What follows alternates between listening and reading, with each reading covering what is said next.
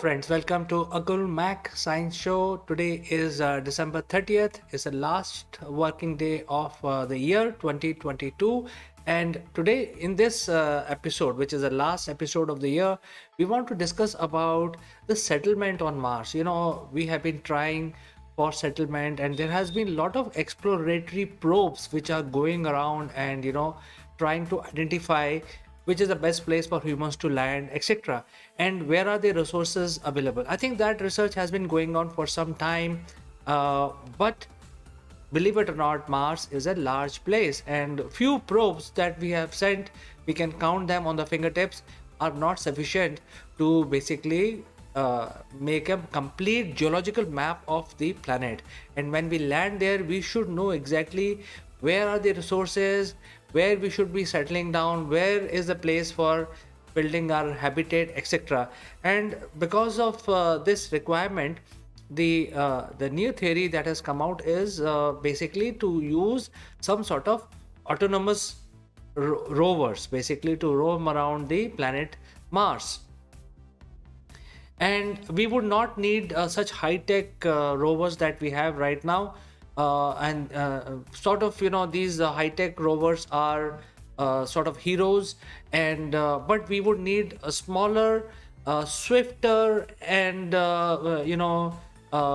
less power consuming rovers, and many of them. And when we actually have many rovers exploring every nook and corner of the planet, we would need some sort of a technology or a thought wave to create these rovers and also report back. So the biggest challenge is how do we control these rovers even if we manage to send them on the surface of Mars. And that is where the constellation of satellite comes in, where the low cost several satellites around the orbit in Mars can establish a communication network between these smaller rovers which are roaming around on the surface of Mars, and then beam back whatever they find.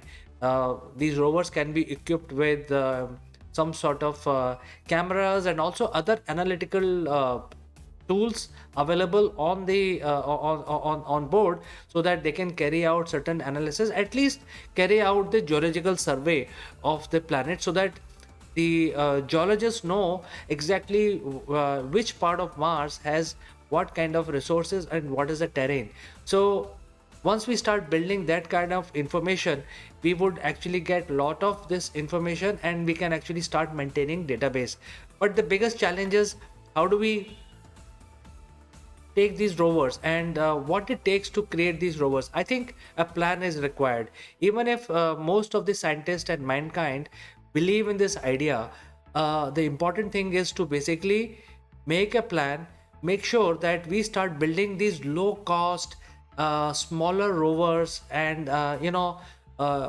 they can survive the re-entry on Mars, and they can be autonomous at the same time. So I think all of this low cost autonomous are very very powerful words when we think about this particular project. Because even if we manage to send humans, then humans will have to do the same study, and they will have to work very hard, and probably human require more life support, etc.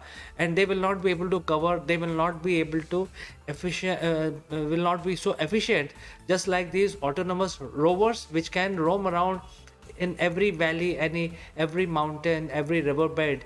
And therefore the idea is to basically start planning these rovers which will be autonomous, low cost, and have basic machinery on board, things like camera or infrared camera, so that they can be operating during the night also, and certain analytical tools so that they can do a little bit of analysis while they are exploring. And when they die, they just simply die, because there are so many of such rovers which will keep exploring different parts of the planet, and start beaming back information and photograph back to the satellite constellation which is in the orbit. And navigation of Mars is not so easy. We have only 5 or 6 of these different rovers, and exploring only very limited area on the surface of the Mars. It's not easy. It's a very, very hostile planet with the terrain not conducive for long term human settlement at this point in time. So, if we have more geological information, we know exactly what element is lying where, then it'll help the future human settlers to basically build their colonies or a bunch of colonies on the surface of Mars, so that they can actually have different kinds of skills available in different colonies, so they can scatter themselves and do different activities in different parts of the planet, and as a society they will be able to make a viable permanent settlement. And that is what is most important. And when we are talking about this kind of existence on the surface of Mars, we would need a lot of this information. So I think it is a very good idea to start building these low cost rovers, start sending them across the planet, and let the rovers explore in an autonomous manner and beam back all the information to the satellite constellation. Now when we talk about this, the satellite constellation as well as the network of rover which are exploring the surface of Mars would require a tailor-made AI engine or a AI program, which will then control all of these rovers and ensure that the information which is coming from these rovers are beamed back and updated into the right database back on Earth.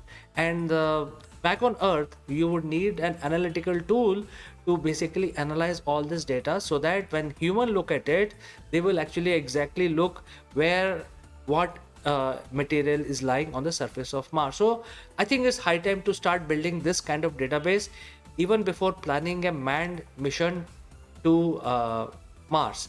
And I think this is a prerequisite, in my opinion, if we want to colonize Mars, simply because, if we have more information about the new colony which in future humans would want to set up or aim to set up, then it will help the future settlers to plan their activities in a much more organized manner.